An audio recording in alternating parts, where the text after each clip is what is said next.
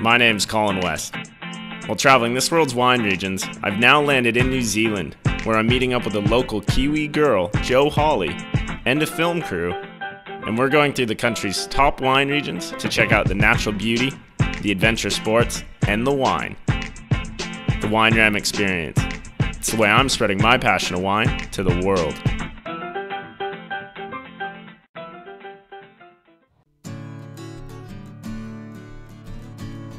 It was great to finally make it to Jo's recent stomping grounds around Auckland, where she'd been living the past few months. Today, we were up early this morning to take off to Waiheki Island, about 45 minutes north of Auckland, to visit the region where Jo had a friend there making wine, who was Steve White of Stonybridge, someone who I knew as one of the top red winemakers of New Zealand. That I know, we're washed up on a beach in a broken spell. We couldn't have asked for any better views flying over Waiheki Island. There were some beautiful sights to be seen, and it definitely felt a bit more tropical than where we had started in Queenstown.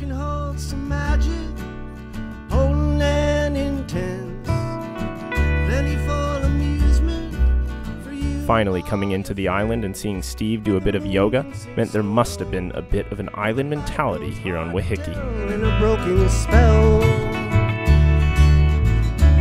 Hi Jo, how are you? Hey mate, this is Colin. Colin, good to meet you. Welcome to Stonybridge. Hey, great to see that you're doing your yoga still. I know, I just love it. I love it to bits. I might just go and get changed, and then I'll be able to show you around, and we can try some wines and see Stonybridge properly. Treat love like wine, spit it out. Steve, we've come here today to Stonybridge to find out about the maturation process. What is it exactly? So maturation is the process where we make the wine perfect for drinking. And there's three parts of that. First part is during fermentation, and that's where we give lots of splashing and oxidation. This is for red wines, great red wines. And then we do a long maceration where the grape skins stay in the wine for a while after fermentation, a couple of weeks. And that adds more colour and flavour like a tea bag in tea. The second part is barrel aging, and the third part is bottle aging. And all of those stages lead to a good maturation. So are you guys using Hungarian, French, or American oak when you do it? We're using mainly French. French is sort of the benchmark of high quality Bordeaux style reds is what we make. And then we go into the bottle, of course, when we mature in the bottle for about 6 to 8 months before we send the wine out. Being that Steve makes one of the most highly awarded Bordeaux blends in New Zealand, we had to find a way to taste it that was a bit more traditional for Waiheki Island. I used to do a lot of sailing back in the day. I did a whitbread race and still do the odd big delivery. So I think probably a sea trial of the Larose would be a good idea. I agree. I agree. Cheers to that, guys.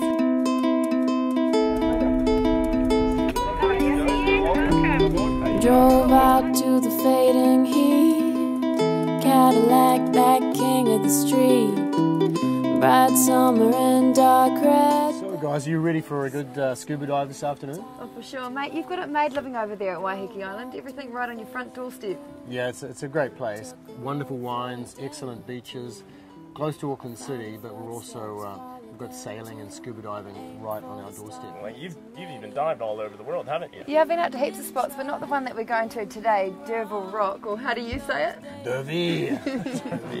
But it's well known for lots of good crayfish. I heard there's bronze whalers out there, right? Like a kind of whale? Yeah. Yeah, it's a big whale. It's got a big fin on its back. Quite a beautiful one though. Lovely. Yeah, good one. You can pet it. Whales don't have big fins on their back. Well, it does look a bit like a shark, but it's a friendly whale shark looking thing. Ready for a dive? Yep, sure. Let's do it. Here we go. Phew. There's something so right in the way the world moves today. All I can say is that when you're visiting an island, you're on a coastal wine region, it just couldn't be complete without some kind of adventure experience that was underwater. For us this time, it had to be scuba diving. In the way we've been spending life. It's a great dive. Now it's time for a glass of wine to celebrate our dive with.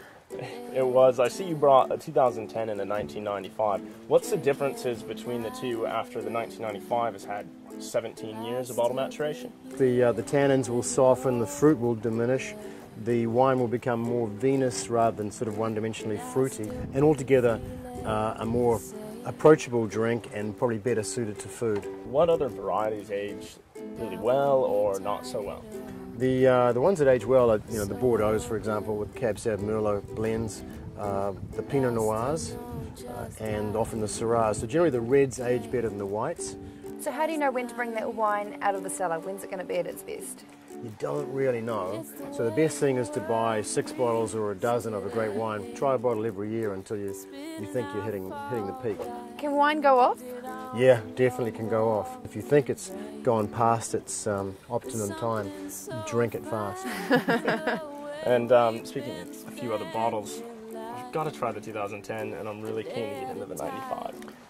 Yeah, I agree. Let's do that, because it's not often I try it either, and I'm always interested in see how. Each wine is like one of my children, and each time I open the bottle, it's like checking on the family. So I'm very keen to try them as well.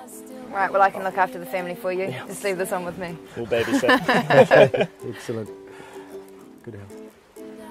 Checking out Waiheki Island was absolutely amazing. Getting to taste those big red wines and the award-winning Bordeaux blends from Stonybridge couldn't have gone any better.